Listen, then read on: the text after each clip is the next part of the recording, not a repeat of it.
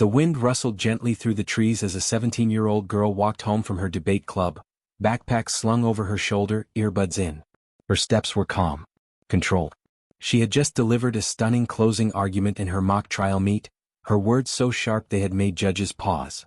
But just a few blocks from her home, her journey would be halted, not by fear or failure, but by flashing blue lights and a voice that barked, "Hey! Stop right there." In seconds, her life was flipped upside down. Hey everyone, welcome to Tailcraft, where stories aren't just told, they hit home. If you're joining us for the first time, be sure to like, share, and subscribe. We've got something to ask you. Have you ever seen someone weaponize truth so fiercely, it left a room frozen? Because that's what you're about to witness. This isn't just a story of injustice. It's the story of how a gifted black teenager, arrested, silenced, underestimated, used the very legal system meant to crush her to turn the tide. What her arresting officer didn't know was that this quiet, observant girl had been studying constitutional law since she was 13. Not to pass an exam, but to understand power. And on this day, her knowledge would become the sharpest weapon in the room. She was accused, framed, dismissed. But when she stepped into that courtroom, everything changed. Judges listened. Lawyers stepped back. The cop who laughed at her legal jargon? He was about to hear his own badge dissected piece by a teenager. In a world where assumptions can be deadly and silence often feels safer than speaking up, this story is a beacon. It matters because it shows us that truth has a voice. And sometimes, that voice belongs to the very person society tried to shut down. Stay with us, because what happens next will leave you speechless. It was a Friday evening in East Ridge, a suburb quiet enough to feel safe, until it wasn't. Talia Monroe, a 17-year-old high school senior, walked briskly from the community library, still humming lines from her closing argument at the county's junior legal summit. Talia had no idea that just 3 blocks away, Officer Darren Cole had been stewing in his patrol car. Known for his aggressive profiling and short temper, Darren was scanning the streets for anything, or anyone, he deemed out of place. When he saw Talia, alone, black and confident, his assumptions loaded the chamber before he even stepped out. Talia noticed the cruiser slow behind her. Her instinct told her to stay calm, keep walking. But the headlights didn't pass. Then came the command, "Stop right there." She turned, confused. "Is there a problem, officer?" she asked politely. Cole's voice sharpened. "What's in the bag? Where are you coming from?" His tone wasn't curious. It was confrontational. When she said, "the library," he scoffed. "You think I'm stupid?" Within minutes, he was claiming she matched the description of a burglary suspect, despite no official report matching her profile. Still, he slapped cuffs on her wrists like she was already guilty. At the station, Talia sat alone in a fluorescent-lit room. The cuffs had been too tight, her wrists bore angry red lines. No lawyer was called. No parent notified. Cole filled out a report loaded with half-truths, resisted questioning, acted suspicious, matched suspect description. The booking officer looked uncertain but didn't challenge it. After all, Cole had years on the force. Meanwhile, Talia remained composed. But behind her calm was the rumble of injustice, and a plan forming. She wasn't going to let this happen in silence. She would speak. But not yet. First, she had to understand the game. Back home, Talia's mother, Cynthia Monroe, was frantic. Her daughter was never late. She had called friends, neighbors, even the librarian. Finally, after repeated calls, she reached the police station, where a disinterested dispatcher informed her Talia had been detained for questioning. Cynthia raced to the station, demanding to know what her daughter had been accused of. She was stonewalled. They told her to sit and wait. But Talia wasn't just her daughter, she was her legacy. Cynthia had marched in protests, taught her daughter the power of voice, and made sure she knew her rights inside and out. When Cynthia finally saw Talia, their eyes met with a silent promise. "We're going to fight this." Back in the interrogation room, Cole re-entered with a smirk. "Got anything to say for yourself now?" Talia didn't blink. "Actually, yes," she replied. "I'd like to see the arrest warrant. Or the probable cause statement. Or even just the name of the person I supposedly match." Cole laughed. "You think you're a lawyer or something?" She looked him dead in the eye. "Not yet." That was the moment the tone shifted. Cole didn't realize it, but he had just challenged the wrong girl. While Talia sat quietly, her mother made a few phone calls. One went to a local civil rights attorney. Another to a reporter friend. But the most important one? To her older brother, Talia's uncle, Judge Marcus Monroe, a state court judge who'd mentored Talia since she was a child. Within an hour, legal pressure was building. Officers grew nervous. Cole, still confident in his version of events, didn't realize that his falsehoods were being pulled apart by someone who had spent years preparing for just this kind of moment. Not in a courtroom, but at home, over books and long discussions. You see, Talia wasn't just any teenager. She had been reading case law since she was 12. She could quote Miranda rights, knew her Fourth Amendment protections, and had memorized state statutes most rookies struggled with. She didn't carry a weapon, she carried knowledge. And in a system that often assumes ignorance, that made her dangerous. As Cole pushed his narrative, Talia began documenting everything in her mind, every misstep, every skipped protocol. She wasn't afraid. She was focused. And soon, the very lie used to frame her would become the blueprint for dismantling his career. The courtroom buzzed like a shaken beehive. Word had spread. A high school girl wrongfully arrested by a veteran officer? The gallery was packed. Students, reporters, lawyers, even off-duty judges. Talia walked in wearing a navy blazer 2 sizes too big, her mother's. But she held her head high. Behind her, Judge Marcus Monroe followed, calm and deliberate, like the rumble of a storm you know is coming. Officer Darren Cole sat at the prosecution table, arms folded, smug. He still thought this was going to be a routine suppression hearing. He had no idea the courtroom was about to explode. State of Tennessee versus Talia Monroe, the clerk announced. The judge presiding was Honorable Linda Velasquez, sharp-eyed and known for her intolerance of nonsense. As the defense began their motion to dismiss the charges, citing wrongful detainment and abuse of procedure, Cole rolled his eyes. But Judge Velasquez listened closely. Cynthia Monroe, sitting in the front row, gripped her daughter's hand. The prosecutor, a young man unsure of how deep this mess went, stammered through his counterargument. Officer Cole had reasonable suspicion, he began, but Talia's attorney cut in sharply. Suspicion based on what? Her skin color? A book bag? The library? Then came the surveillance footage. Cynthia had retrieved it from the library and a neighbor's door camera. The timestamps blew Cole's story to pieces. Talia had left the library at 7:08 p.m. The alleged burglary occurred at 7:05 on the other side of town. She couldn't have been in 2 places at once. The courtroom murmured. Cole's expression cracked. Judge Velasquez leaned forward. Officer Cole, would you care to explain this discrepancy? He mumbled something about matching descriptions, but the damage was done. The lie had legs, but truth had wings, and those wings were beginning to flap loud enough to lift. Talia took the stand. Come. Measured. Her voice carried like a seasoned orator's. I've been taught to respect the law, she said. But respect should go both ways. I wasn't just detained, I was dismissed as a person.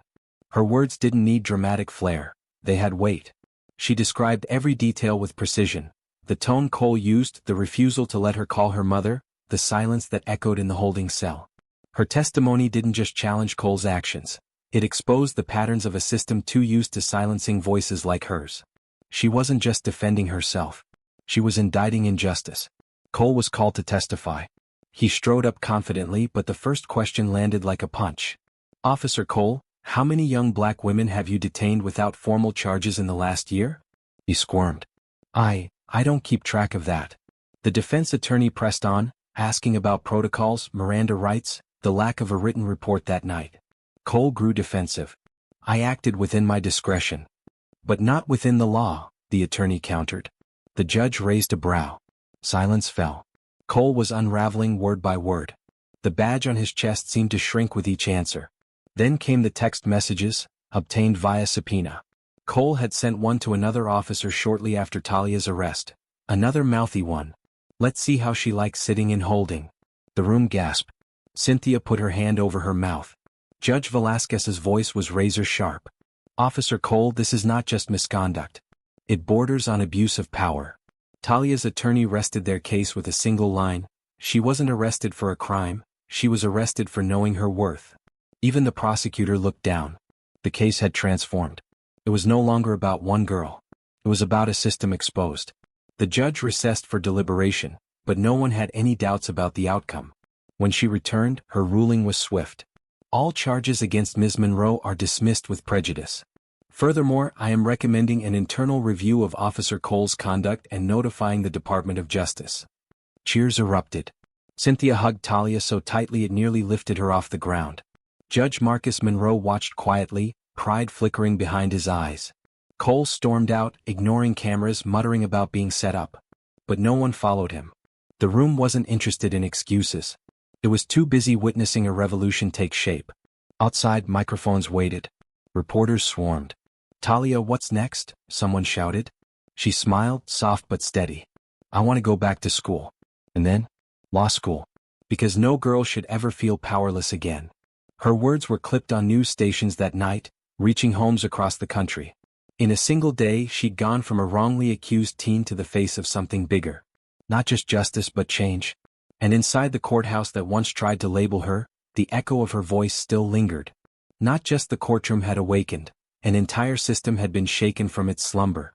The courtroom was packed, reporters scribbling, camera lenses focusing, and a curious public bracing for the usual drama of a youth facing the system. But nothing was usual about the girl standing at the defendant's table. Jasmine wore a black suit, perfectly tailored. Her face held no fear, only fire. Judge Patel glanced at the file, confused. "You're representing yourself?" Jasmine smiled. "That's correct, Your Honor. Under state law, I'm allowed to do so, and I've already passed the bar examinations." Gasps rippled through the crowd. Even her public defender looked stunned. Across the room, Officer Dale's smirk slowly faded. He'd underestimated her. The very girl he thought would fold under pressure had just stood taller than anyone in the room. With her opening statement, Jasmine turned the narrative upside down. Calmly, she began unraveling the timeline of events, pinpointing inconsistencies and highlighting body cam footage conveniently misplaced by the precinct. She didn't stop there. Jasmine brought evidence no one expected. Surveillance footage from a nearby gas station showing Officer Dale approaching her without probable cause. She then played a voicemail, obtained through a subpoena, where Dale arrogantly joked about making an example of some smart-mouthed little black girl. It was damning. Her voice didn't tremble once. Dale's attorney objected, but Judge Patel allowed the tape to continue. The jury's expressions shifted. A woman who had looked doubtful now covered her mouth in shock. One by one, Jasmine's facts sliced through the lies like a scalpel. She cited case law, referenced precedent, and dismantled Dale's report with surgical precision. "You claimed I resisted," she said, "but the footage shows I was unarmed, seated, and silent." Dale's attorney tried redirecting blame onto procedure, but Jasmine countered with department policy, showing Dale had violated several internal codes. The courtroom was no longer a battle. It was a burial. The final blow came when Jasmine introduced a surprise witness, an ex-officer who had quit the force over Dale's repeated abuse of power. The man had nothing to gain, no axe to grind, just guilt and truth. He testified under oath that Dale had a pattern of targeting young minorities and twisting facts to close cases. His voice cracked when he admitted to looking the other way too many times.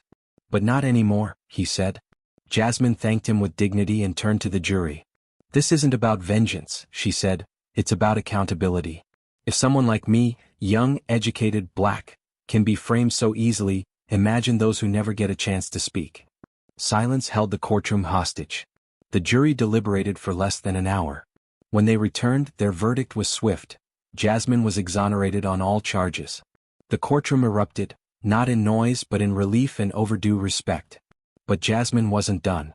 She filed a civil rights lawsuit against the city, and with the support of prominent legal organizations, she demanded reforms within the police department. Her story went viral, headlines calling her the Young Justice, interviews lining up back to back. Dale? He was placed on administrative leave, and later indicted on multiple charges. His badge was no longer a shield, it had become evidence. Jasmine didn't celebrate with champagne or parties.